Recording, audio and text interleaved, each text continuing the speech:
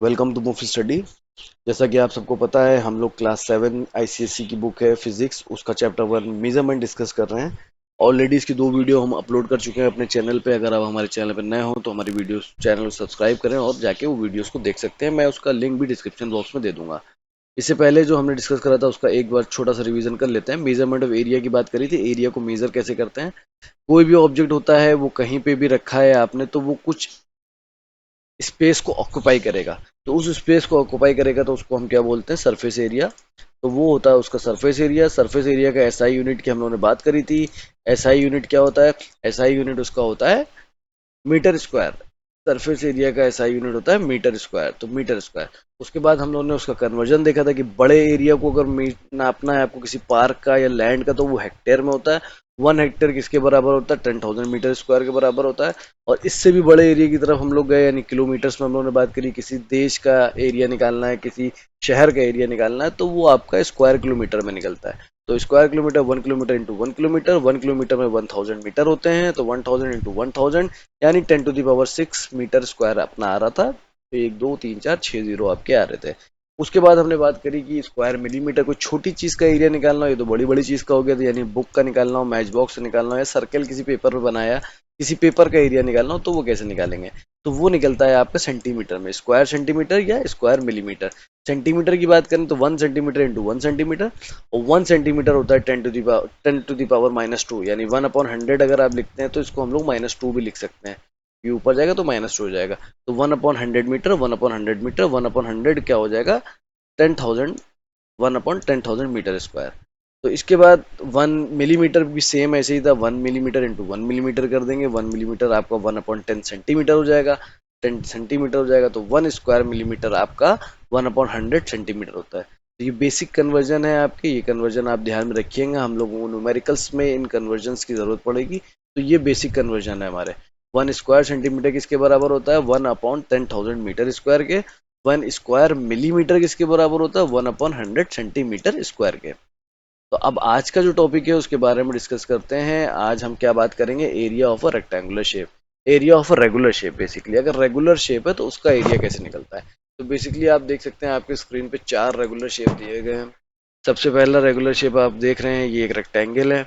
Rectangle का area हम जब निकालते हैं तो रेक्टेंगल का एरिया होता है लेंथ इंटू ब्रेथ, यानी जितनी उसकी लेंथ है मल्टीप्लाई कर देंगे उसकी ब्रेथ से। तो लेंथ इंटू ब्रेथ आपका किसका एरिया निकलेगा? ये रेक्टेंगल का एरिया निकल आएगा।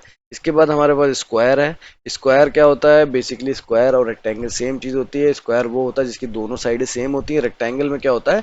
साइडों में डिफरेंस होता है। तो ए इंटू ए, यानी दोनों साइडें सेम है, तो ये क्या हो गया आपका? एरिया ऑफ द स्क्वायर, यानी ए स्क्वायर आपका एरिया ऑफ द स्क्वायर हो गया। ऐसे ही सिमिलरली हमारे पास सर्कल है। अब सर्कल का एरिया हम कैसे निकालेंगे? सर्कल में एक पैरामीटर होता है रेडियस, तो रेडियस से ही उसका एरिया निकलता है। सर्कल का एरिया होता है pi square, pi r square, radius का स्क्वायर, जितना उसका रेडियस होगा रेडियस का स्क्वायर। तो पाई की वैल्यू हमें पता है 22/7 होती है। बाई डिफॉल्ट पाई की वैल्यू 22/7 होती है। तो एरिया कितना हो जाएगा? 22/7, और जो भी उसका रेडियस होगा उस रेडियस का स्क्वायर हम कर देंगे, उतना उसका एरिया आ जाएगा। सिमिलरली आपके पास कोई ट्रायंगल है, आप उस ट्रायंगल का एरिया निकालना चाहते हैं, तो ट्रायंगल के एरिया का फॉर्मूला ये है आपका, हाफ ब्रेथ इंटू हाइट, यानी जितना वो चौड़ा है वो मल्टीप्लाई करेंगे उसकी हाइट से, और कितना हाफ से मल्टीप्लाई कर देंगे, उसका हाफ कर देंगे। Half base of the triangle into height. Basically यहाँ पे बेस बोला गया है, ब्रेथ नहीं बोला गया। तो base of the triangle, triangle का बेस जितना होगा, ट्रायंगल का बेस वैल्यू ये है आपकी, हाइट से मल्टीप्लाई कर देंगे और हाफ कर देंगे। तो b is equal to base of the triangle है, h is equal to height of the triangle है। तो ये कुछ फॉर्मुलेज हैं जो हमें याद रखने पड़ेंगे किसी भी रेगुलर शेप ऑब्जेक्ट का एरिया निकालने के लिए, और ये हमको न्यूमेरिकल्स में काम आएगा। अब हम लोग आगे बढ़ते हैं, देखते हैं। Area of the regular shape can also भी मेजर। ये जो हमने फॉर्मूले से इस्तेमाल करा है, हम लोग इसको ग्राफ से भी देख सकते हैं।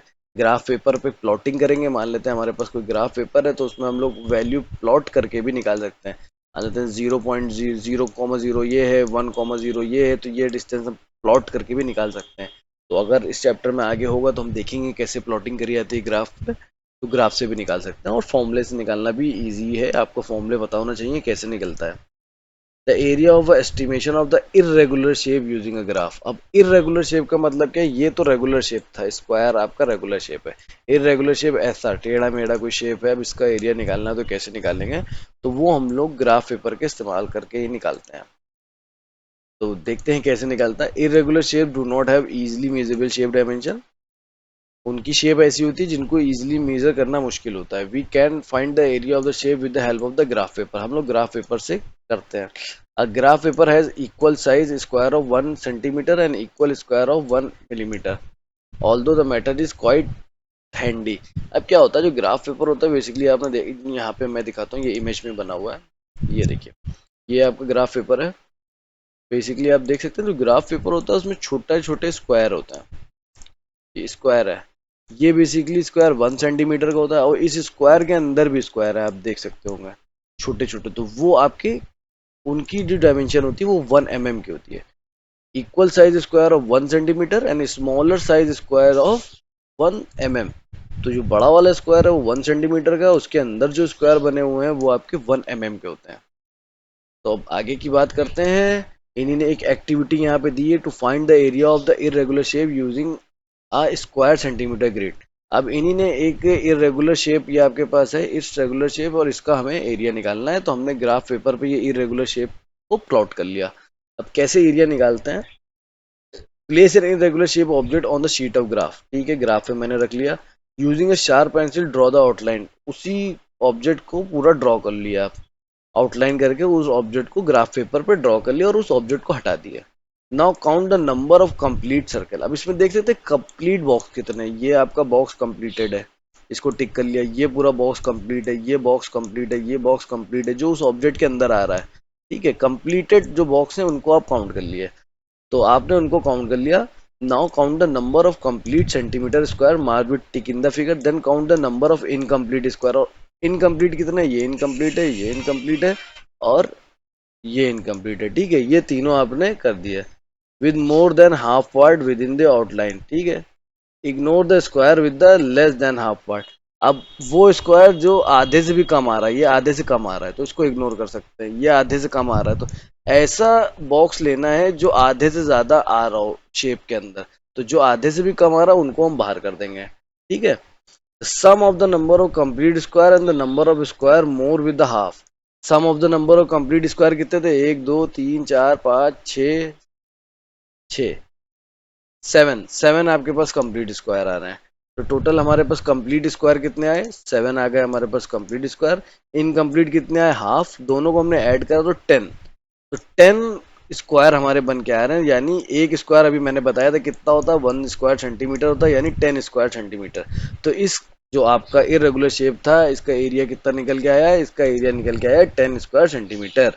तो if the area of the irregular surface small we prefer to use a square millimetre. अगर छोटा ऑब्जेक्ट आप इस्तेमाल कर रहे हैं तो आप उसके अंदर वाले जो स्क्वायर है उसका इस्तेमाल कर सकते हैं, छोटे वाले स्क्वायर का, लेकिन ये लगभग सारे स्क्वायर को कवर कर रहा था तो मैंने उसका इस्तेमाल करा।